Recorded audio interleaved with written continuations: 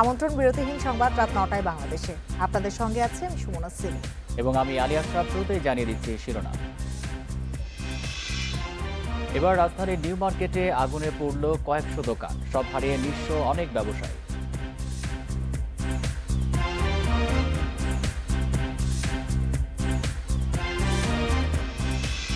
আগুনের ঘটনা বিএনপি জামায়াতের নাশকতা কিনা খতিয়ে দেখার নির্দেশ, নজরদারির তাগিদ প্রধানমন্ত্রীর।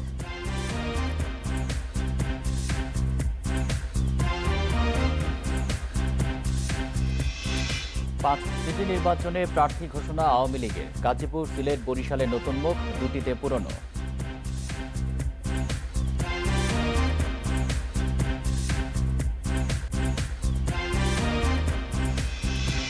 আটান্ন বছরের মধ্যে ঢাকায় সর্বোচ্চ তাপমাত্রার রেকর্ড, 11 জেলায় তীব্র তাপপ্রবাহ, বিপর্যস্ত শ্রমজীবী মানুষ।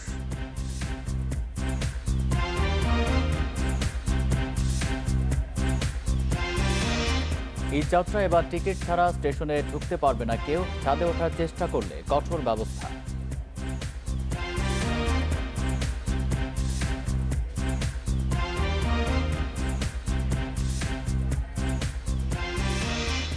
শুনছিলেন শিরোনাম, এবার বিস্তারিত। বঙ্গবাজার, নবাবপুরের পর এবার আগুনে পড়ল রাজধানীর নিউ সুপার মার্কেট। ভোর 5:30টার দিকে নিউ মার্কেট সংলগ্ন 3তলা মার্কেটটিতে আগুন লাগে। প্রায় 3.5 ঘন্টার চেষ্টায় আগুন নিয়ন্ত্রণে আনে ফায়ার সার্ভিসের 32টি ইউনিট। ফায়ার সার্ভিস বলছে, রাজধানীর বিভিন্ন মার্কেটে একের পর এক আগুন লাগার ঘটনা খতিয়ে দেখা হবে। এভাবেই দোকানের সঙ্গে পুড়ে ছাই হলো হাজারো ব্যবসায়ীর স্বপ্ন, ভেস্তে গেল ঈদের আনন্দ। মাত্র জমতে শুরু করেছিল কেনাকাটা, এরই মধ্যে ভোর 5:30টার দিকে নিউ সুপার মার্কেটের 3য় তলায় আগুন। এর পরপরই সেখানে আসে ফায়ার সার্ভিস। ক্রমান্বয়ে ইউনিটের সংখ্যা বেড়ে দাঁড়ায় 32-এ। তীব্র এই আগুনে পুড়েছে মার্কেটের 3য় তলার সব দোকান। মার্কেট জুড়ে এখন শুধুই পোড়া গন্ধ। 3য় তলা থেকে আগুনের সূত্রপাত হলেও প্রাথমিকভাবে এর কারণ জানাতে পারেনি ফায়ার সার্ভিস। 3 তলায় আগুনটা লেগেছিল, আপনারা জানেন। কোনো ক্যাজুয়ালিটি নাই, কিন্তু আমাদের ফায়ার সার্ভিসের একজনের অবস্থা ক্রিটিক্যাল, যে বার্ন ইউনিটে আছে, আরেকজন স্বেচ্ছাসেবক আছে। পরে 3.5 ঘন্টার চেষ্টায় আগুন নিয়ন্ত্রণে আসে সকাল 9:10 তবে বিকেল পর্যন্ত ছিল ধোঁয়া। ঈদের আগে একের পর এক মার্কেটে আগুনের ঘটনায় এটি নাশকতা নাকি অন্য কিছু তা খতিয়ে দেখতে গোয়েন্দা সংস্থাগুলোর প্রতি আহ্বান জানিয়েছেন ফায়ার সার্ভিসের মহাপরিচালক। আমরা কিন্তু আমাদের কাজ করে যাচ্ছি, আমরা সতর্ক করছি, জানাচ্ছি, কিন্তু কেন যেন আমরা সচেতন না, সাবধান না, এবং আমাদের যে মালিক সমিতি বা দোকানদাররা যেটা করার কথা সেটা করছেন। এ সময় মার্কেট লাগোয়া ঝুঁকিপূর্ণ ফুটওভার ব্রিজটি ছিল লোকে লোকারণ্য। উৎসুক এই জনতাকে সেখান থেকে নামাতে বেগ পেতে হয় আইন শৃঙ্খলা বাহিনীর সদস্যদের। আশেপাশের সড়কে বন্ধ ছিল যান চলাচল। আবারও আগুনের ভয়াবহতা দেখল রাজধানীবাসী। একের পর এক আগুনে যতটা না আতঙ্কিত নগরবাসী, তার চেয়ে বেশি আতঙ্ক আগুন লাগলে নেভাতে বেগ পেতে হচ্ছে ফায়ার সার্ভিসকে। বিশেষজ্ঞরা বলছেন, ঝুঁকিপূর্ণ মার্কেটগুলোকে চিহ্নিত করে কঠোর ব্যবস্থা নিতে হবে, অন্যথায় পরিস্থিতি নিয়ন্ত্রণের বাইরে চলে যাবে। Khaled Raihan, independent news, Dhaka. এ নিয়ে আরও খবর জানাতে রাজধানীর নিউ মার্কেট এলাকা থেকে যোগ দিচ্ছেন সহকর্মী আরাফাতুর রহমান। সরাসরি চলে যাচ্ছি তার কাছে। আরাফাত, এই মুহূর্তে সেখানকার পরিস্থিতি জানাবেন, কী ধরনের কর্মকাণ্ড সেখানে হচ্ছে, আর যেহেতু ঈদের আর মাত্র কয়েকদিন বাকি আছে, কবে নাগাদ ব্যবসায়ীরা ব্যবসা শুরু করতে পারবেন, কর্তৃপক্ষ কী ধরনের ব্যবস্থা নিচ্ছে? আচ্ছা, প্রথমে আমরা এখন যে মার্কেটে নিউ সুপার মার্কেট যেটা, সেটার দোতলায় এসেছি। এখন আমরা এখানে আপনাকে দুটা জিনিস দেখাতে চাই। সেটা হচ্ছে যে এই যে করিডোরটা, এই পুরো সিটি কর্পোরেশন মার্কেট হিসেবে এই করিডোরটা এই দেয়াল পর্যন্ত থাকার কথা ছিল, অর্থাৎ এই দেয়াল পর্যন্ত এই করিডোরটা থাকার কথা ছিল। কিন্তু আপনি দেখেন যে এই দোকানগুলোর এক্সটেনশন করে, অর্থাৎ করিডোরে এক্সটেনশন করে এই দোকানগুলো করা হয়েছে। আপনারা যদি দেখেন যে এই প্রত্যেকটা পুরো লাইনটাতে এই এক্সটেনশনের দোকান করা হয়েছে, এবং এই যে আলাদা কাঠের বা প্লাইউডের পণ্য দিয়ে বা প্লাইউড দিয়ে এই ডেকোরেশনটা করা হয়েছে। সেই কারণে আগুন যখন লেগেছে, দেখেন উপরে সিলিংটা আপনি যদি দেখায়, সিলিং পুড়েছে, এবং এই আগুনটা এখানে আসার কথা ছিল, অর্থাৎ ফায়ার সার্ভিস আসার কারণে এই আগুনটা হয়তো ছড়ায়নি। এরপরে আমরা একটু আপনাদের দেখাবো আরেকটি বিষয়, অর্থাৎ এখানে যে 2 তলা থেকে 3 তলায় নামার যে অপশন রয়েছে সেটা একটু দেখাবো। আর এখানে দেখছেন যে প্রতিটা ভবনের উপরে যে ডেকোরেশন, সেই ডেকোরেশনের কারণে এই আগুনটা ছড়িয়েছে, এবং সেই আগুনটা পরবর্তীতে বিভিন্ন জায়গায় মানে আগুনটা নিয়ন্ত্রণে অনেক বেগ পেতে হয়েছে। আরেকটা বিষয় হচ্ছে যে আমরা যে 2 তলা আসছি, আপনি দেখেন যে ফায়ার সার্ভিস কর্মীরা এখানে পানি দিয়ে পুরোটাতে এখন পানি হয়ে আছে। সেই কারণে এখানে আগুন সেই রকম আগুনটা নেই, তবে কিছু কিছু দোকানে আগুন আছে। আমরা 2 তলা থেকে 3 তলা অর্থাৎ যেখানে ছাদে ওঠে সেই জায়গাটাতে আপনাদের দেখাবো যে দেখেন এই পুরোটা ছিল হচ্ছে একটা করিডোর, অর্থাৎ এই দিক দিয়ে ছাদে যাওয়ার মতো ব্যবস্থা ছিল মূল ডিজাইনে। কিন্তু দেখেন এখানে আলাদা কাঠের বক্স করে দোকান করা হয়েছে, এইখানে কাঠের বক্স করে দোকান করা হয়েছে। এরপরে একটু উপরে আসছি, যদি আমরা দেখি যে এখানে আমরা দেখছি যে প্লাস্টিকের গোডাউনের মতো গোডাউন করা ঘরে রাখা হয়েছে। দেখেন এখানে একটি সিঁড়ির ঘরের ভিতরে এই প্লাস্টিকের সরঞ্জাম রাখা হয়েছে, যে কারণে এই সব জায়গায় যখন আগুন লাগে সেই আগুনটা নিয়ন্ত্রণ করা যায় না। এরপরে আমি এখন যেখানে দাঁড়িয়ে আছি এই হচ্ছে যে সিঁড়ি দিয়ে ছাদে ওঠার জন্য, সেইখানে এসে দেখেন এখানে আলাদা একটা দোকান করা হয়েছে। দোকান করা পরে আমরা যদি এসে দেখি যে এই সিঁড়ি ঘরের মধ্যেই আবার একটি গোডাউন রাখা হয়েছে। দেখেন এই গোডাউনটাতে পাপোশ যে আমরা ব্যবহার করি, এই পাপোশ রাখা হয়েছে। এটা অত্যন্ত দাহ্য পদার্থ, আপনি জানেন। এবং এইখানে যে আগুনটা জ্বলেছে সেই আগুনের কারণে উপরে যে সিলিং ফ্যান, সেই সিলিং ফ্যানটা পর্যন্ত জ্বলে গেছে। ঠিক একইভাবে আমরা যদি যাই, হ্যাঁ, তো এইভাবে আসলে এই যে মার্কেটের ভেতরে যে ডিজাইন, মূল ডিজাইনটা পরিবর্তন করা এবং সেই কারণে আগুনের কাজ করতে বা বেগ পেতে হয়েছে, সেই বিষয়টা তো রয়ে গেছে। আর আপনি যে প্রশ্ন করছিলেন যে এখন কি অবস্থা, এখন ফায়ার সার্ভিস কর্মীরা ছোট ছোট আগুনগুলো নিভানোর চেষ্টা করছেন, বা যেটা আগুন নেমে গেছে সেটা একেবারেই নির্বাপনের চেষ্টা করছেন। আর ব্যবসায়ীদের কথা যেটা বলছিলেন সেটা হচ্ছে যে ব্যবসায়ীরা, এই মার্কেটের ব্যবসায়ীরা হয়তো এখন দোকান খুলতে পারবে না, তবে নিউ মার্কেট এবং আশেপাশের মার্কেটের ব্যবসায়ীরা চিন্তা করছেন যে আগামীকালকে সকাল থেকে তারা মূল ব্যবসা শুরু করতে পারবেন বলে আশা করছেন। নিউ মার্কেট থেকে জানাচ্ছেন সহকর্মী আরাফাতুর রহমান। বিভিন্ন মার্কেটে আগুনের ঘটনা ষড়যন্ত্র বা নাশকতা কিনা তা খতিয়ে দেখার নির্দেশ দিয়েছেন প্রধানমন্ত্রী শেখ হাসিনা। সকালে গণভবনে আওয়ামী লীগের স্থানীয় সরকার জনপ্রতিনিধি মনোনয়ন বোর্ডের সভায় কথা বলেন তিনি। আর এই আগুনের সঙ্গে বিএনপি জামায়াতের অগ্নি সন্ত্রাসের কোনো যোগসূত্র আছে কিনা তাও তদন্ত করে দেখতে বলেছেন প্রধানমন্ত্রী। এছাড়া দেশের গুরুত্বপূর্ণ মার্কেটগুলোতে নজরদারি বাড়াতে বলেছেন তিনি। নিজ উদ্যোগে পাহারার ব্যবস্থা করতে বলে সরকারের পক্ষ থেকে সব ধরনের প্রচেষ্টা অব্যাহত রাখা হবে বলেও আশ্বস্ত করেন সরকার প্রধান। আগুন নেভানোর সময় অযথা ভিড় না করার আহ্বানও তার। পাশাপাশি ফায়ার সার্ভিসের কাজে ব্যাঘাত ঘটালে কড়া ব্যবস্থার হুঁশিয়ারিও দিয়েছেন প্রধানমন্ত্রী শেখ হাসিনা।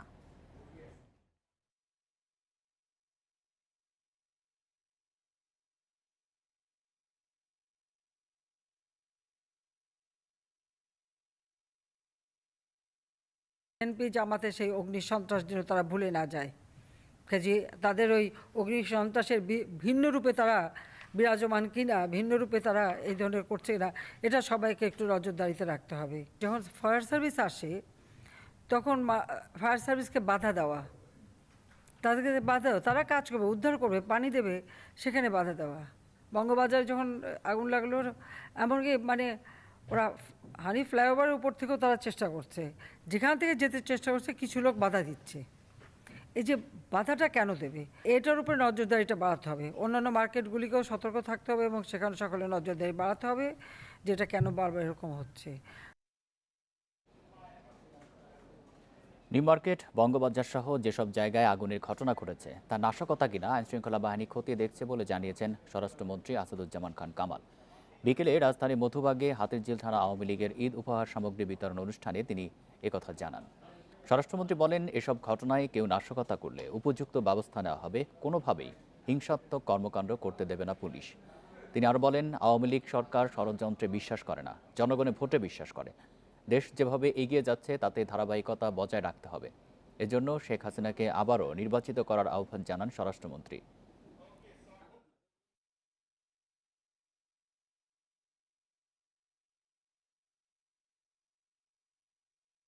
আমরা গাজীপুরের কমিশনার আমাকে আজকে এসে দেখেই গিয়েছেন, সেখানেও একটা নাশকতার চেষ্টা চলছিল, আগুন ধরিয়ে দেওয়ার একটা মার্কেটে। এই সমস্ত জায়গায় সেই ঘটনা ঘটেছে কিনা সেটা আমরা আমাদের গোয়েন্দা বাহিনী দেখছেন, যদি হয় আমরা তার ব্যবস্থা অবশ্যই নেব। নিউ মার্কেটের কংক্রিটের ফুট ওভার ব্রিজ কাটার সময় শর্ট সার্কিট থেকে নিউ সুপার মার্কেটে আগুন লেগেছে বলে অভিযোগ অনেক দোকানদারের। তবে এ অভিযোগ অস্বীকার করেছে বিএনসিসি। ব্যবসায়ী নেতারা বলছেন দোকানদারদের ভুলেই পড়েছে এ মার্কেট। তবে ফায়ার সার্ভিস জানিয়েছে তদন্ত শেষের আগে আগুনের প্রকৃত কারণ বলা মুশকিল। এ ফুটওভার ব্রিজ ব্যবহার করেই ঢুকতে হয় নিউ সুপারমার্কেটের তৃতীয় তলায়। এটি ঝুঁকিপূর্ণ হয় বেশ কয়েকদিন ধরে ভাঙচুর করছে দক্ষিণ সিটি কর্পোরেশন। এর ধারাবাহিকতায় শুক্রবার গভীর রাতে ওভারব্রিজের নিউ সুপারমার্কেটের অংশ ভাঙা শুরু করে ডিএসসিসি। এ সময় বৈদ্যুতিক শর্ট সার্কিট থেকে আগুনের সূত্রপাত বলে দাবি দোকানদারদের। গতকালকে ভাঙার টাইমে এই আগুনটা লাগছে। এই ব্রিজটাকে প্রতি বছর রোজার সময় ঝুঁকিপূর্ণ হয়, এর আগে কি ঝুঁকিপূর্ণ হয় না?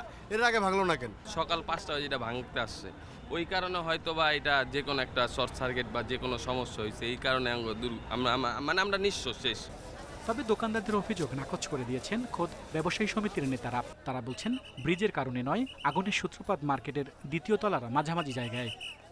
মার্কেটের মাঝখান থেকে আগুনটা ফ্লেয়ার আপ করছে। এখন শুরুতে ওই মার্কেটের যারা নিরাপত্তা দায়িত্ব ছিল এরকম একজন বলছে একটা ফ্লাশিং হচ্ছে, সে দৌড়ায় দেয় 11,000 ভোল্টের যে তাদের সুইচ গিয়ার সেটা বন্ধ করছে, এবং সে বলতেছে যে এটা যদি বন্ধ না করতে পারতাম তাহলে পুরো মার্কেটে বি ব্লক ওরা বলে এটা পুরো ধ্বংস হয়ে যাবে।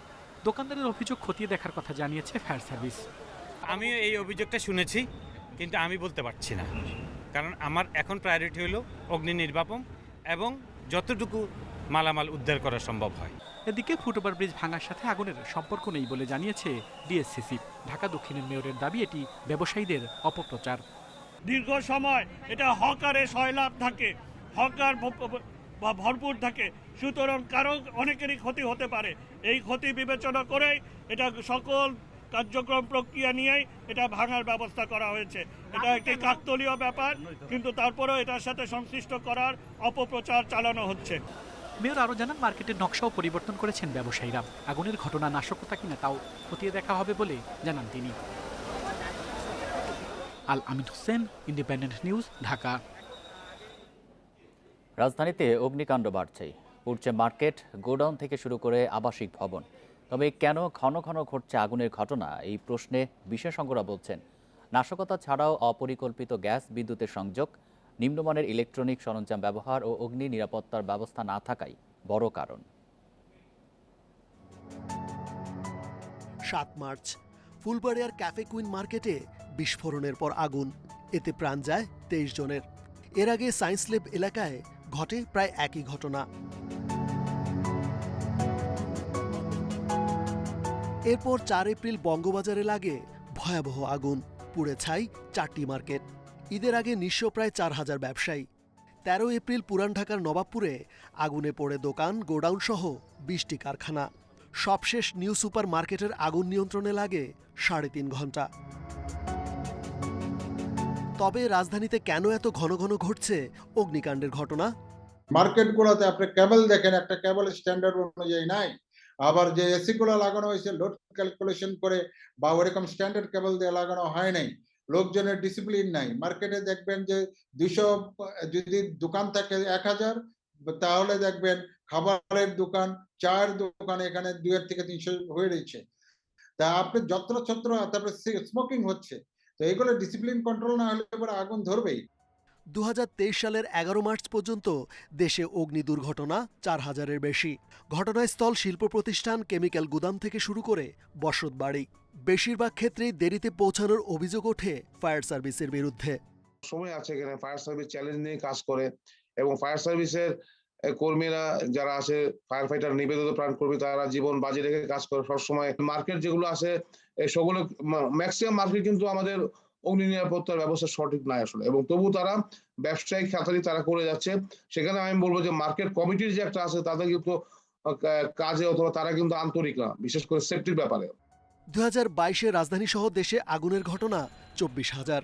এতে 13 ফায়ার সার্ভিস কর্মী সহ মৃত্যু হয়েছে 98 জনের। এসব আগুনের প্রায় 39%ই শর্ট সার্কিট থেকে।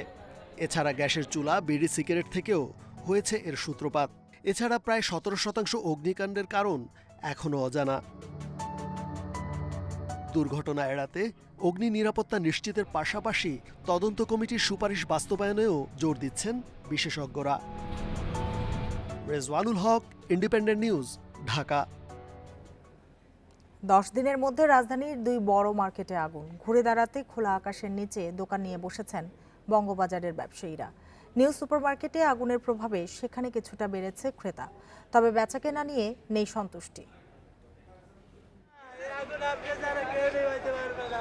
নিউ সুপারমার্কেটের 3 তলায় দোকান ছিল জাহিদ হোসেনের। ভোরের আগুনে কাপড়ের সঙ্গে পুড়েছে স্বপ্নও। তার মতোই অবস্থা আরো অনেকের। 10 লাখ টাকার মাল ছিল, আবার দোকানে ক্যাশ 1 লাখ টাকা ছিল। কালকে শুক্রবারে বেচছি ভাই, 1 টাকা নিয়ে জানি বাটি করে দিতে হবে। শার্ট গেঞ্জি কিন্তু এর ভিতর নষ্ট হয়ে যাবে অর্ধেকেই, কিলা পানিতে ভিজা ভিজা একদম একাকার। এবার 50% দেখা গেল আমার কাজে 50% নষ্ট হয়ে যাবে। আর এই ব্যাপারে যে কোনো শান্ত না, যে কিছু হলে ব্যয় করতে পারবে। নিউ সুপারমার্কেটে যখন স্বপ্ন পোড়ার আহাজারি, তখন 10 দিন আগের পুড়ে যাওয়া বঙ্গবাজারে ঘুরে দাঁড়ানোর লড়াই। খোলা আকাশের নিচে বসেছেন ব্যবসায়ীরা। এখন শুধু বিক্রি বাড়ার অপেক্ষা। রোদের কারণে অনেক কাস্টমার আসে না এদিকে।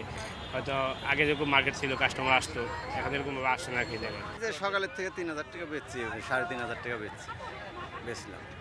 আর একটা পার্টি এই যে কয়টা মাল থুয়ে গেছে মেমো করে, এখন আসবো কিনা সন্দেহ লাগতেছে। কালকে বেচছি আমরা মনে করেন না 8000 9000 টাকা বেচি, তার আগে বেচি একদিন 2000 টাকা, একদিন বেচি 500 টাকা। নিউ সুপারমার্কেটে আগুনের পর ক্রেতা কিছুটা বেড়েছে বঙ্গবাজারে। তীব্র গরমেও ভিড় এড়াতে অনেকেই আসেন এখানে, তবে দাম নিয়ে আছে মিশ্র প্রতিক্রিয়া। মোটামুটি এরা আগুনে অনেক নিঃসঙ্গ হয়েছে, সে হিসাবে ওরা পাইকারি দামে বিক্রি করতেছে, ওরা সীমিত লাভ করতেছে। একটু খোলামেলা আছে, একটু ভালো লাগতেছে, এটা হচ্ছে বিষয়। যেতে চাইছিলাম নিউ মার্কেট, বাচ্চার জন্য কাপড় চোপড় কিনেও, ঈদের জামা কাপড় দেখি কিনতেছি। বঙ্গবাজারে অস্থায়ী এসব দোকানে করা হয়েছে বৈদ্যুতিক আলোর ব্যবস্থা।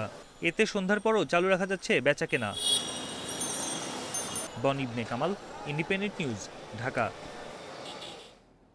5 সিটি নির্বাচনের জন্য দলীয় প্রার্থীর নাম ঘোষণা করেছে আওয়ামী লীগ। গণভবনে সভা শেষে দুপুরে প্রার্থীদের নাম প্রকাশ করেন সাধারণ সম্পাদক ওবায়দুল কাদের। গাজীপুরে আওয়ামী লীগের মেয়র প্রার্থী হচ্ছেন আজমতুল্লাহ, সিলেটে আনোয়ারুজ্জামান চৌধুরী, খুলনায় তালুকদার আব্দুল খালেক, রাজশাহীতে এইচএম খায়রুজ্জামান লিটন ও বরিশালে আবুল খায়ের আবদুল্লাহ। এছাড়া 3 উপজেলা, 5 পৌরসভা ও 6 ইউপির প্রার্থীদের নামও ঘোষণা করে আওয়ামী লীগ। শনিবার সকাল 11টায় প্রধানমন্ত্রীর সরকারি বাসভবন গণভবনে বসে আওয়ামী লীগের স্থানীয় সরকার জনপ্রতিনিধি মনোনয়ন বোর্ডের সভা। দলের সভাপতি প্রধানমন্ত্রী শেখ হাসিনার সভাপতিত্বে এ সভায় গাজীপুর সহ 5 সিটি কর্পোরেশন, 3 উপজেলা, 5 পৌরসভার নির্বাচনে আওয়ামী লীগের মনোনয়ন প্রত্যাশীদের তথ্য উপাত্ত চূড়ান্তভাবে মূল্যায়ন করা হয়। পাশাপাশি 6টি ইউনিয়নের উপনির্বাচনে দলীয় প্রার্থীও ঠিক করা হয়। সভা শেষে সিটি নির্বাচনে দলের মনোনীত প্রার্থীদের নাম জানান ওবায়দুল কাদের। রাজশাহীতে আমরা মনোনয়ন দিয়েছি এইচএম খায়রুজ্জামান লিটন, খুলনাতে তালুকদার আব্দুল খালেক, বরিশালে আবুল খায়ের আবদুল্লাহ, গাজীপুরে অ্যাডভোকেট আজমতুল্লাহ খান, সিলেটে আনোয়ারুজ্জামান চৌধুরী। বরিশালের বর্তমান মেয়র শ্রেণীবাদ সাদিক আবদুল্লাহ গাজীপুরের বহিষ্কৃত মেয়র জাহাঙ্গীর আলমের বাদ পড়ার কারণ নিয়ে সরাসরি মন্তব্য করতে না চাইলেও দলের বিবেচনা তুলে ধরেন আওয়ামী লীগের সাধারণ সম্পাদক। যারা মনোনয়ন চেয়েছে তাদের প্রার্থীতা কতটা গ্রহণযোগ্য হবে সংশ্লিষ্ট এলাকা, সেটা বিবেচনা করেই আমরা একজনকে বেছে নিয়েছি। উপজেলা নির্বাচনে ময়মনসিংহের তারাকান্দায় মোহাম্মদ ফজলুল হক, সুনামগঞ্জের জগন্নাথপুরে মোহাম্মদ নুরুল ইসলাম ও চট্টগ্রামের সন্দ্বীপে মোহাম্মদ মঈনুদ্দিনকে মনোনয়ন দিয়েছে আওয়ামী লীগ। শাহাদাত স্বপন, ইন্ডিপেন্ডেন্ট নিউজ, ঢাকা। 5 সিটিতে মেয়র প্রার্থী চূড়ান্তের পরপরই নির্বাচনে জয়ের ব্যাপারে আশাবাদ জানিয়েছেন আওয়ামী লীগ প্রার্থীরা। 5 সিটিতে আনন্দ মিছিল করেছে নেতাকর্মীরা। আওয়ামী লীগের এই 5 প্রার্থীর মধ্যে বরিশাল ও গাজীপুরে বাদ পড়েছেন বর্তমান মেয়র। খুলনা ও রাজশাহীতে রাখা হয়েছে বর্তমান 2 মেয়রকে। সিলেটে মনোনয়ন পেয়েছেন আনোয়ারুজ্জামান চৌধুরী। শনিবার সকালে গণভবনে আওয়ামী লীগের স্থানীয় সরকার জনপ্রতিনিধির মনোনয়ন বোর্ডের সভায় ৫ সিটি কর্পোরেশনের প্রার্থী চূড়ান্ত করা হয়। প্রার্থীর নাম ঘোষণার পরে বর্তমান মেয়র এইচ.এম. খায়রুজ্জামান লিটন দলীয় কার্যালয়ে গিয়ে বঙ্গবন্ধু ও ৪ নেতার প্রতিকৃতিতে শ্রদ্ধা জানান। দলের বিভাজন দূর করে সবাইকে নৌকার পক্ষে কাজ করার আহ্বান জানান তিনি। আবেদন করেছিলাম এবং সব দিক বিবেচনা করে মাননীয় সভানেত্রী মাননীয় প্রধানমন্ত্রী শেখ হাসিনা আমারটাকে চূড়ান্ত করেছেন মনোনয়ন। বরিশাল ও সিলেটে মেয়র পদে আওয়ামী লীগ প্রার্থীর ঘোষণার পর আনন্দ মিছিল করেছে আওয়ামী লীগ ও অঙ্গ সংগঠনের নেতাকর্মীরা। এই সময় নৌকার প্রার্থীকে জয়ী করতে সকলকে ঐক্যবদ্ধ থাকার আহ্বান জানানো হয়। বরিশালবাসী চায়, এই কারণে খায়ের আবদুল্লাহ খোকনকে নমিনেশন দিয়েছে। আনোয়ার ভাইকে নৌকা দেওয়ার মাধ্যমে তৃণমূলের নেতাকর্মীদের বিজয় হয়েছে। তৃণমূলের নেতাকর্মীরা তারা আজকে আনন্দিত, উৎসাহিত। খুলনায় মনোনয়ন পাওয়ায় প্রধানমন্ত্রীর প্রতি কৃতজ্ঞতা জানিয়েছেন বর্তমান মেয়র তালুকদার আব্দুল খালেক। তাদের কাছে আমি ঋণী, যেহেতু তারা পুনরায় আমার উপর আস্থা ব্যক্ত করেছেন। অতএব আমি এর জন্য আমাদের খুলনা জেলা শেখ পরিবারের আছে, তারা আমাকে বিভিন্ন সময় সহযোগিতা করছে। গাজীপুরে মনোনয়ন পেয়েছেন প্রবীণ নেতা আজমতুল্লাহ খান। আমি 3 বার এখানে মেয়র ছিলাম। 18 বছর আমার বিরুদ্ধে 18 টাকার দুর্নীতির অভিযোগ আনতে পারে। মানুষ এরকম স্বচ্ছ মানুষদেরকে তাদের জনপ্রতিনিধি হিসাবে চাচ্ছে। 3 উপজেলা, 5 পৌরসভা ও 6 ইউপির উপনির্বাচনে প্রার্থীর নামও ঘোষণা করে আওয়ামী লীগ। Tanzil Hasnat, independent news. জিয়া পরিবারকে নির্বাচন থেকে দূরে রাখতে মিথ্যা মামলা ও ফরমায়েশি রায় দেওয়া হচ্ছে বলে দাবি করেছেন বিএনপি মহাসচিব মির্জা ফখরুল ইসলাম আলমগীর। দুর্নীতি দমন কমিশন এখন বিএনপি দমন কমিশনে পরিণত হয়েছে বলেও মন্তব্য করেন তিনি। শনিবার বিএনপি চেয়ারপারসনের গুলশান কার্যালয়ে সংবাদ সম্মেলনে মির্জা ফখরুল দাবি করেন, সম্প্রতি বিএনপির ভারপ্রাপ্ত চেয়ারম্যান এবং তার স্ত্রীর নামে ফরমায়েশি আদেশে চার্জ গঠন করেছে আদালত। তার স্ত্রী জোবাইদা রহমান রাজনীতির সঙ্গে জড়িত না থাকলেও তাকে বিভিন্ন মামলায় জড়ানো হচ্ছে। সংবাদ সম্মেলনে বিএনপির পক্ষ থেকে দাবি করা হয়, দুর্নীতি দমন কমিশন সরকারের এজেন্ডা বাস্তবায়নে কাজ করছে। এ সময় ষড়যন্ত্রের পথ ছেড়ে সুষ্ঠু রাজনীতির ধারায় ফিরে আসতে সরকারের প্রতি আহ্বান জানান বিএনপি মহাসচিব।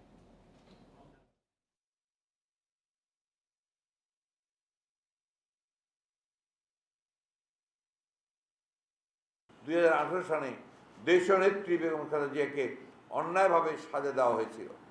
এখনও ঠিক একই কায়দায় আগামী জাতীয় সংসদ নির্বাচনের আগে বিএনপির ভারপ্রাপ্ত চেয়ারম্যানকে একতরফাভাবে সাজা দেওয়ার সকল প্রকারের প্রস্তুতি সম্পন্ন করেছে এই সরকার। ঢাকায় শনিবার সর্বোচ্চ তাপমাত্রা উঠে 40.4 ডিগ্রি সেলসিয়াস, যা 58 বছরের মধ্যে সবচেয়ে বেশি। 2-1 দিনের মধ্যে ঢাকা তাপমাত্রা 41 ডিগ্রি ছাড়াতে পারে বলে ধারণা আবহাওয়া অধিদপ্তরের। ঢাকা সহ 11 জেলার তাপমাত্রা 40 ডিগ্রি সেলসিয়াস ছাড়িয়েছে। টানা তীব্র গরমে অতিষ্ঠ হয়ে উঠেছে জনজীবন।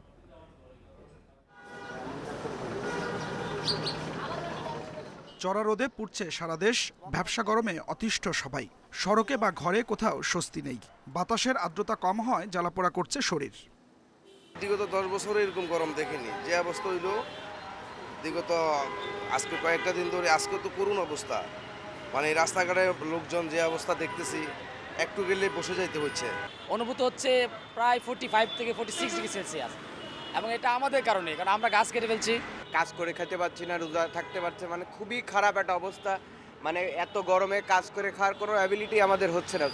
প্রকৃতির এই বৈরিতায় বিপর্যস্ত খেটে খাওয়া শ্রমজীবীরা, পানি শূন্যতায় ভুগছে অনেকে। বিগত কয়েকদিন ধরে অনেক সেলসিয়াস, যে ঢাকাতে প্রচণ্ড গরম। এই গরমে আমরা যারা রাইড শেয়ার করি, যে আমাদের অনেক কষ্ট হচ্ছে। নিচে থেকে তাপমাত্রা প্রচণ্ড পরিমাণ বেড়ে যাচ্ছে, আমাদের প্রচণ্ড ঘামে যাত্রীরা পর্যন্ত ঘেমে যাচ্ছে, প্যাসেঞ্জার উঠতেছে না গরমের ভয়ে। আবহাওয়া অধিদপ্তর বলছে 1965 সালে ঢাকায় তাপমাত্রা উঠেছিল 42 ডিগ্রি সেলসিয়াস। এরপর 2014 সালে রেকর্ড করা হয় 40.2 ডিগ্রি। সেই হিসেবে 58 বছরের মধ্যে ঢাকা এটি সর্বোচ্চ তাপমাত্রা। বৃহস্পতিবার পর্যন্ত ঢাকার তাপমাত্রা আরও বাড়তে পারে বলে পূর্বাভাস দিয়েছে আবহাওয়া অফিস। ভূপৃষ্ঠ বরাবর এবং নির্দিষ্ট উচ্চতা পর্যন্ত জলীয় বাষ্পের যোগান বৃদ্ধি পাওয়া শুরু করেছে এবং কিছু হাই ক্লাউড ঢোকা শুরু করেছে। এতে কি হয়, জলীয়বাষ্পের পরিমাণ বৃদ্ধি পাওয়ার কারণে আজকে থেকে আমরা তাপমাত্রা যাই রেকর্ড করি না কেন একটু অস্বস্তি ফিল বৃদ্ধি পাবে 18 তারিখ পর্যন্ত। ঢাকা, খুলনা, রাজশাহী, ফরিদপুর এবং পটুয়াখালীর ওপর দিয়ে তীব্র তাপদাহ বয়ে যাচ্ছে। অধিকাংশ জেলায় বইছে মাঝারি তাপপ্রবাহ, যেখানে তাপমাত্রা 35 থেকে 41 ডিগ্রি সেলসিয়াস পর্যন্ত ওঠানামা করছে। Adilur Rahman, independent news, Dhaka. 7 বছর পর দেশের সর্বোচ্চ তাপমাত্রায় পৌঁছে চুয়াডাঙ্গা জেলা। শনিবার জেলার সর্বোচ্চ তাপমাত্রা রেকর্ড করা হয়েছে 42.2 ডিগ্রি সেলসিয়াস। এছাড়া এক সপ্তাহের বেশি সময় ধরে তাপপ্রবাহ বয়ে যাচ্ছে রাজশাহী বিভাগের ওপর দিয়ে। প্রচণ্ড গরমে অতিষ্ঠ সারা দেশের মানুষ। দেশের 8 বিভাগের উপর দিয়ে বয়ে যাচ্ছে মৃদু থেকে মাঝারি তাপপ্রবাহ। প্রখর রোদ ও তীব্র গরমে হাঁসফাঁস অবস্থা সবারই। আবহাওয়া অফিসের হিসেবে 8 বছরের মধ্যে এবার সর্বোচ্চ তাপমাত্রায় পুড়ছে চুয়াডাঙ্গা। এর আগে 2014 সালের 21 মে 43.2 ডিগ্রি সেলসিয়াস তাপমাত্রা রেকর্ড করা হয়েছিল এই জেলায়। খুবই তাপমাত্রা, এই তাপমাত্রা মানুষের জীবন অতিষ্ঠ বলা যায় এক কথায়। গরমেও খুব অতিষ্ঠ, এখন হাঁসফাঁস করছে জনজীবন। তাপমাত্রা বৃদ্ধির ফলে সাধারণ মানুষ বাইরে বেরোতে খুবই সমস্যা হচ্ছে, মানুষ খেটে খাওয়া মানুষরা খুবই কষ্ট পাচ্ছে। পাশের জেলা মেহেরপুরেও শনিবার সর্বোচ্চ তাপমাত্রা রেকর্ড করা হয় 42.2 ডিগ্রি সেলসিয়াস। শুক্রবার ছিল 41 ডিগ্রি। অস্বাভাবিক গরমে অতিষ্ঠ এ জেলার বাসিন্দারা। কয়েক বছরের মধ্যে এইরকম রোদ আমরা দেখতে পাইনি। কি রোদ পড়ছে, আগুন ঢালার মতন পড়ছে। খরা নীতি ধরেন আমাদের চোখ মুখ পুড়ে যাচ্ছে, তাপমাত্রা খুব বেশি। টানা এক সপ্তাহের বেশি তাপপ্রবাহ বয়ে যাচ্ছে রাজশাহীর ওপর দিয়ে, যা আরও কয়েকদিন অব্যাহত থাকবে বলে জানিয়েছে আবহাওয়া অফিস। শনিবার রাজশাহীতে সর্বোচ্চ তাপমাত্রা রেকর্ড করা হয় 39.5 ডিগ্রি। শুক্রবার ছিল 40.6। একই পরিস্থিতি সিলেট বিভাগেও। গত কয়েকদিনের তাপপ্রবাহে ব্যাহত স্বাভাবিক জীবনযাত্রা। রোজা রাখি আপনার গরমের মধ্যে কষ্ট করে পরিশ্রম করতেছে। খুব ব্যবসা ধরনের গরমটার কারণে মানুষজন টিকতে পারতেছে না। আমরা তো সার্বক্ষণিক একটা এসি সার্ভিস দিয়ে যেতেছি। আবহাওয়া অফিস বলছে এ সপ্তাহের শেষের দিকে বৃষ্টিপাতের সম্ভাবনা রয়েছে, তখন গরম কিছুটা কমে আসবে। Sadequr Rahman Siddiqui, independent news. রাত 9টায় বাংলাদেশে এবার খেলার খবর। শুরুতে জানিয়ে দিচ্ছে শিরোনাম। ইনজুরিতে ওয়ানডে বিশ্বকাপ পরিকল্পনায় না থাকলেও ফেরার লড়াইয়ে জাকির হাসান। ফিট হতে সময় লাগবে আরও।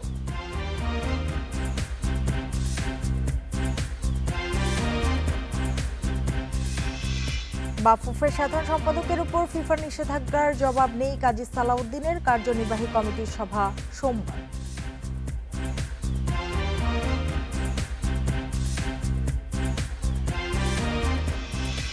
ইনজুরির জন্য ওয়ানডে সিরিজ মিস করেছেন। বিশ্বকাপের পরিকল্পনাতে আসতে পারেননি। কষ্ট থাকলেও ইতিবাচকভাবে নিচ্ছেন ওপেনার জাকির হাসান।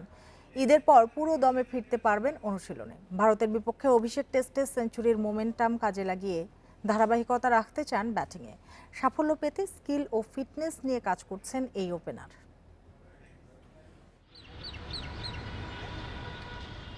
অভিষেক টেস্টে ভারতের বিপক্ষে সেঞ্চুরি, ওপেনিং সমস্যার সমাধান হয়ে যেন টেস্ট ক্রিকেটে আগমন জাকিরের। স্কিল টেম্পারমেন্টে হাথুরুর ওয়ানডে দলেও ডাক পেয়েছিলেন, তবে দুর্ভাগ্য হয়ে এসেছে ইনজুরি।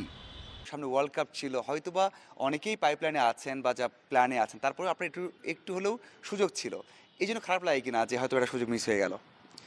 না, ওই রকম চিন্তা করলে সবারই খারাপ লাগবে, বাট আমি ওই রকম চিন্তা করছি না। আমি ওই যে যেটা বললাম, আমার রিজিকে যেটা আছে ওইটা নিয়ে চিন্তা করছি, যে এইটা হয়তো আমার ছিল না বা এই সিরিজগুলো আমার ছিল না। আমার যদি মানে কপালে থাকে ওয়ার্ল্ড কাপ বা সামনের যেগুলো আর সিরিজ আছে, আল্লাহ যদি ওইগুলো আমার কপালে লিখে রাখেন, ইনশাল্লাহ হবে। সাকিবের হাত থেকে টেস্ট ক্যাপ নেয়া ও সেঞ্চুরি করার 3 মাস পেরিয়ে গেলেও এখনও সেই স্মৃতিটা টাটকা জাকিরের মনে। প্রত্যেকটা মানুষের প্রথম যে বিষয়গুলো ঘটে মনে থাকে। আপনার প্রথম 100টা এবং প্রথম যখন ক্যাপটা নিয়েছেন, অভিষেক হয়েছে, সেই সময়টা কি সারাজীবন থাকবে আপনার স্মরণে? অবশ্যই অবশ্যই। প্রথম ম্যাচে 100 করা, এটা তো কখনোই ভোলা যাবে না যতদিন পর্যন্ত বেঁচে আছি, আশা করি। এই মুহূর্তগুলা বা ক্যাপটা নেওয়া, টেস্ট ক্যাপ নেওয়া সবারই একটা অনেক বড় স্বপ্ন থাকে। ওইটাই কখনো বলতে পারবো না। এর মধ্যে সাকিব ভাইয়ের কাছ থেকে ক্যাপ নিতে পেরেছি, এর জন্য খুব ভালো লাগছে। আধুনিক ক্রিকেটে স্কিলে উন্নতি আনতে হয় প্রতিনিয়ত, থাকতে হয় শতভাগ ফিট। নিজের ব্যাটিংয়ের তো সবসময়ই বা সবারই তো ইমপ্রুভ করার জায়গা থাকে। আমিও চেষ্টা করছি ইমপ্রুভ করার, জায়গা আছে, কিন্তু এগুলা না বললেই থাক, নিজেরটা নিজে করতে থাকি। ইমপ্রুভ করলে অবশ্যই মানুষ দেখতে পারবে। 2 টেস্টে 150 ও 1 সেঞ্চুরির মালিক জাকিরের চোখ এখন আফগানিস্তান সিরিজে। যে দলের বিপক্ষে হারের লজ্জা আছে বাংলাদেশের, জাকির নিশ্চয়ই চাইবেন দলকে জিতিয়ে সেই কষ্ট থেকে মুক্তি দিতে। মাজারুল ইসলাম, ইন্ডিপেন্ডেন্ট নিউজ। সাধারণ সম্পাদক আবু নাঈম সোহাগের বিষয়ে এখনই কোনো সিদ্ধান্ত নয়। বোর্ড মিটিং শেষে আনুষ্ঠানিকভাবে বিষয়গুলো তুলে ধরা হবে বলে জানিয়েছেন বাফুফের সভাপতি কাজী সালাউদ্দিন। অন্যদিকে ফিফার রায়কে ত্রুটিপূর্ণ দাবি করেছেন সোহাগের আইনজীবী। জানিয়েছেন বিষয়টি নিয়ে আন্তর্জাতিক ক্রীড়া আদালতে আপিলের কথা। আর্থিক অসঙ্গতি নিয়ে বাফুফের সাধারণ সম্পাদকের নিষেধাজ্ঞার পরদিন সভাপতি কাজী সালাউদ্দিনের অপেক্ষায় গণমাধ্যম কর্মীরা। থমথমে পরিস্থিতিতে বিকেলে ফেডারেশন ভবনে আসেন সালাউদ্দিন। দেশের ফুটবলের এত বড় ইমেজ সংকটেও দায়সারা উত্তর। বিশ্ব ফুটবলের সর্বোচ্চ সংস্থা থেকে যেই নিষেধাজ্ঞা এসেছে সেটি জানলেও এখনও নাকি পুরোটা পড়ে দেখার সময় পাননি, যেখানে স্পষ্টভাবে তুলে ধরা হয়েছে নিষেধাজ্ঞার কারণগুলো। আমি কিছু কিছু ডকুমেন্ট পড়েছি, আজকেও পড়েছি, বাট আমি কমপ্লিট পড়তে পারি নাই। শুরুতে জরুরি সভা ডাকার সিদ্ধান্ত নিলেও দুই সহসভাপতির অনুপস্থিতিতে সোমবার জরুরি সভার পর আনুষ্ঠানিক সিদ্ধান্তের কথা জানালেন বাফুফে বস। 3টা vice president, senior vice president এবং 2জন ভাইস প্রেসিডেন্ট দেশের বাইরে আছে। ওনারা কালকে পরশু এসে পৌঁছাবে, কালকে বোধহয় পৌঁছাবে। কালকে পৌঁছালে পরশু দিন আমরা এমার্জেন্সি মিটিং করে ফুল কমিটিকে দিয়ে দেন উই উইল আপনাদেরকে জানিয়ে দিব what are the next steps. এর আগেও এমন অভিযোগের কথা বেশ কয়েকবার গণমাধ্যমে উঠে আসলেও খুব একটা সরব দেখা যায়নি বাফুফেকে। Before I give you any decision আর কিছু বলি, I need the board meeting. আমার সবগুলো ভাইস প্রেসিডেন্টের সাথে বসে, সিনিয়র মেম্বারের সাথে বসে ডিসিশন যেটা হবে ওটি আপনাদেরকে জানাবো। শুধুমাত্র দায়সারাভাবেই গণমাধ্যমের মুখোমুখি হওয়ার অর্থ কি? এমন ঘটনা দেশের ফুটবলের ভাবমূর্তির সাথে জড়িত কিনা এমন প্রশ্ন ছুটতেই তড়িঘড়ি করেই গণমাধ্যম এড়িয়ে গেলেন বাফুফে সভাপতি। Thank you. এর আগে সোহাগের প্রতি অবিচার হয়েছে উল্লেখ করে ফিফার রায়কে ত্রুটিপূর্ণ ও অনুমান নির্ভর বলে দাবি করেছেন তার আইনজীবী। একইভাবে ফিফা ও বাফুফে আর্থিকভাবে ক্ষতিগ্রস্ত হয়েছে সেই প্রমাণও পাওয়া যায়নি। বিষয়টি নিয়ে আন্তর্জাতিক ক্রীড়া আদালতে আপিলের কথাও জানিয়েছেন এই আইনজীবী। এমন অভিযোগের পরদিনই আবু নাঈম সোহাগের নেম প্লেট সরিয়ে নিয়েছে বাফুফে কর্তৃপক্ষ। শনি ও রবিবার ফিফার কার্যক্রম বন্ধ থাকায় সোমবার এই বিষয় নিয়ে আলোচনা করবে Bangladesh football federation. Kamrul Hasnat, independent news, Dhaka. League ওয়ানে লাসের বিপক্ষে লড়বে পিএসজি। ম্যাচ শুরু হবে রাত 1টায়। একই সময় লা লিগায় রিয়াল মাদ্রিদের প্রতিপক্ষ কাদিস। আর সেরিয়াতে রাত 1:45 মঞ্জার বিপক্ষে মাঠে নামবে ইন্টার মিলান। বিশ্বসেরা স্কোয়াড নিয়েও যেন হতাশা ভর করেছে পিএসজির ওপর। লিগ টেবিলে শীর্ষে থাকলেও ঘাড়ের উপর নিঃশ্বাস ফেলছে লাস, ফলে শিরোপা ধরে রাখা নিয়ে আছে সংশয়। 30 ম্যাচে 69 পয়েন্ট নিয়ে ডিফেন্ডিং চ্যাম্পিয়নরা আছে সবার উপরে, আর সমান খেলায় লাসের পয়েন্ট 63। এই ম্যাচে লাস জয় পেলে পয়েন্ট ব্যবধান কমে আসবে 3-এ, তাই সতর্ক থাকতে হচ্ছে গালতিয়ার শীর্ষদের। লিগে বেশ এগিয়ে ছিল মেসি এমবারের তিক্ত স্বাদ।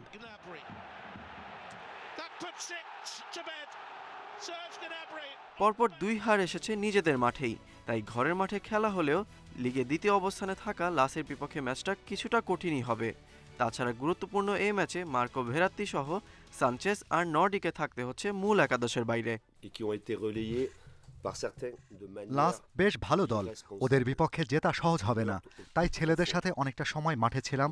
ম্যাচটি আমাদের জন্য খুবই গুরুত্বপূর্ণ, তাই জয় ছাড়া ভিন্ন কিছু ভাবছি না। এদিকে চ্যাম্পিয়ন্স লিগে ছন্দে থাকলেও লিগে সুবিধাজনক অবস্থানে নেই রিয়াল। শীর্ষে থাকা বার্সার পয়েন্ট যেখানে 72, সেখানে সমান 28 ম্যাচে ডিফেন্ডিং চ্যাম্পিয়নদের পয়েন্ট 59।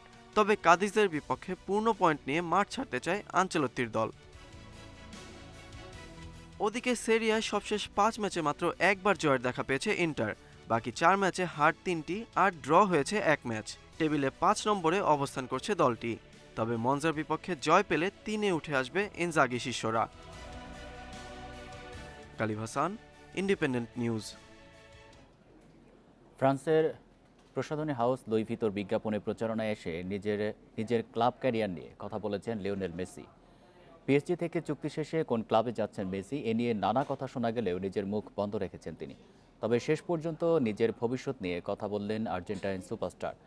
বিজ্ঞাপনের প্রচারণায় এসে এক প্রশ্নের উত্তরে মেসি জানান, ভবিষ্যতের ভার সৃষ্টিকর্তার ওপর ছেড়ে দিয়েছেন। মেসির ক্লাব পরিবর্তনে এখন পর্যন্ত যেসব গুঞ্জন রয়েছে তা হলো পিএসজির সঙ্গে নতুন চুক্তি হতে পারে, ফিরতে পারেন বার্সেলোনায়, সৌদি আরবের ক্লাব আল হিলালে যাওয়ার সম্ভাবনা কিংবা যুক্তরাষ্ট্রের ক্লাব ইন্টার মায়ামিতে যোগদান। আমি ইচ্ছেমতো কল্পনা করতে ভালোবাসি, কি হতে পারে তা নিয়ে ভাবতে পছন্দ করি, কিন্তু আমি জানি না আমার ভবিষ্যৎ সত্যিই কোথায়। সৃষ্টিকর্তা যেখানে রেখেছেন সেখানেই হবে। এই ছিল খেলার খবরে। এবার ভিন্ন একটি প্রসঙ্গ।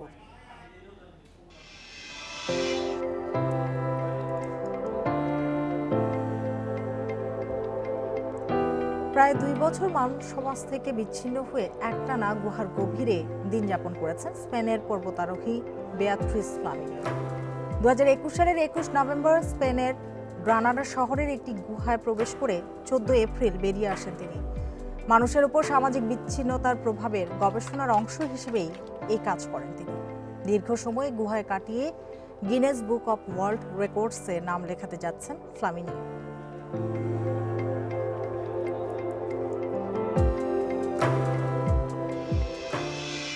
আর এ নিয়ে প্রতিবেদন থাকবে সংবাদের শেষ অংশে। চলে যাচ্ছি পরের খবরটিতে। ঈদযাত্রায় টিকিট ছাড়া কেউ স্টেশনেই ঢুকতে পারবে না বলে জানিয়েছেন রেলমন্ত্রী। এবার ট্রেনের ছাদে ওঠার চেষ্টা করলেও কঠোর ব্যবস্থা নেওয়া হবে বলে জানান তিনি। শনিবার ঢাকা বিমানবন্দর রেল স্টেশনে ঈদের প্রস্তুতি পরিদর্শনে গিয়ে এসব কথা বলেন মন্ত্রী। এছাড়া তাপদাহের কারণে ট্রেনের গতি কমানো হয়েছে বলে জানান তিনি। ঈদযাত্রায় ঘরমুখ মানুষের অন্যতম পছন্দের বাহন ট্রেন। দাঁড়িয়ে গাদাগাদি করে এমনকি ঝুঁকি নিয়ে ছাদে উঠেও যাত্রা করেন অনেকে। কিন্তু এবার ট্রেন যাত্রা যন্ত্রণাদায়ক হতে দেবে না রেল কর্তৃপক্ষ। যাত্রীদের স্বস্তি দিতে তাই বেশ কিছু পদক্ষেপ নেওয়া হয়েছে স্টেশনে। টিকিট চেক করা হবে স্টেশনের বাইরেই। টিকিট ছাড়া কেউ ঢুকতেই পারবেন না বলে জানান রেলমন্ত্রী। ট্রেনে যারা টিকিট করেছে তারা উঠতে পারে না, যারা বিনা টিকিটের যাত্রী তারা জোর করে এই আগেই সব ট্রেনে উঠে পড়ে। এই পরিবেশটা এবার আমরা বাইরেই ঠেকিয়ে দেওয়ার চেষ্টা করছি, যে কারণে আমরা টেম্পোরারি আমরা কিছু আপনার ব্যবস্থা নিয়েছি। মন্ত্রীর দাবি, ঈদযাত্রার সব টিকিট অনলাইনে বিক্রি হওয়ায় কোনো ভোগান্তি হয়নি। অতীতের যে অভিজ্ঞতাগুলো এগুলো যেন সামনের দিনে গল্পের মতো শোনা যায়, এগুলো যেন আর ফিরে না আসে, আমরা চেষ্টা করছি সেই কাজ। রেলওয়ের এত পদক্ষেপেও আস্থা পাচ্ছেন না অনেকে। এবারও ঈদযাত্রায় ভোগান্তির আশঙ্কা যাত্রীদের। যেই ট্রেন আছে এই ট্রেনে আমার মনে হয় না হবে, কারণ মানুষ অনেক বেশি, যাত্রী অনেক বেশি। এইটা দিয়ে কখনোই সম্ভব না। মানে আমাদের ট্রেন যতটুকু আছে, আমাদের ট্রেনের সংখ্যা বাড়ানো উচিত, বগির সংখ্যা বাড়ানো উচিত। অনলাইন সম্পর্কে জানে না, যেসব যাত্রী এ বিষয়ে অবগত না, তাদের জন্য কষ্টকর। এদিকে তাপদাহের কারণে দূরপাল্লার ট্রেনের গতি 70 থেকে 40 কিলোমিটারে নামিয়ে আনা হয়েছে। ফলে ট্রেন চলাচলে কিছুটা দেরি হচ্ছে বলে জানান মন্ত্রী। মাহমুদ শরীফ, ইন্ডিপেন্ডেন্ট নিউজ, ঢাকা। ব্যবসা বাণিজ্যের সুযোগ দেয়াসহ বিভিন্ন প্রতিষ্ঠানে ট্রান্সজেন্ডার জনগোষ্ঠীকে নিযুক্ত করে তাদের পুনর্বাসনে এগিয়ে আসার আহ্বান জানিয়েছেন জাতীয় রাজস্ব বোর্ডের চেয়ারম্যান আবু হেনা মোহাম্মদ রাহমাতুল মুনিম। দুপুরে রাজধানীর তেজগাঁওয়ে বেসরকারি প্রতিষ্ঠান ফেয়ার গ্রুপে ট্রান্সজেন্ডার জনগোষ্ঠীর অন্তর্ভুক্তিকরণ সভায় তিনি এই আহ্বান জানান। এনবিআর চেয়ারম্যান বলেন, সমাজে পিছিয়ে পড়া জনগোষ্ঠী হিসেবে ট্রান্সজেন্ডারদের সব ধরনের কর্মক্ষেত্রে সহজভাবে গ্রহণ করতে হবে। যেসব প্রতিষ্ঠান ট্রান্সজেন্ডারদের নিয়োগ দেবে তাদের আর্থিক সুবিধাসহ ট্যাক্স মওকুফের ঘোষণা দেন রাজস্ব বোর্ডের চেয়ারম্যান। অনুষ্ঠান শেষে ফেয়ার গ্রুপে কর্মরত 30 ট্রান্সজেন্ডারের হাতে ঈদের উপহার তুলে দেওয়া হয়।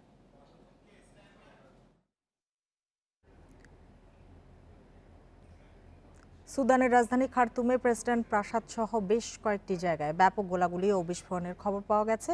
দেশটির সেনাবাহিনীর কয়েকটি ইউনিটের সাথে আধা সামরিক বাহিনী র্যাপিড সাপোর্ট ফোর্সেসের এ সংঘর্ষের কথা জানিয়েছে রয়টার্স। এই ঘটনায় সেনাবাহিনীকে দায়ী করেছে র্যাপিড সাপোর্ট ফোর্সেস।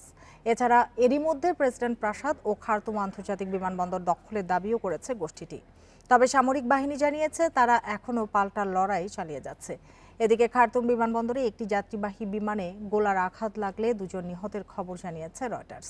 উঠেছে সেনা অভ্যুত্থান চেষ্টার অভিযোগ। এমন পরিস্থিতিতে নিন্দা জানিয়েছে জাতিসংঘ। স্পেনের একটি গুহায় টানা 500 দিন সম্পূর্ণ একা সময় পার করেছেন পর্বতারোহী বেয়াত্রিস ফ্লামিনি। মানুষের ওপর সামাজিক বিচ্ছিন্নতার প্রভাবের গবেষণার অংশ হিসেবে এই কাজ করেন তিনি।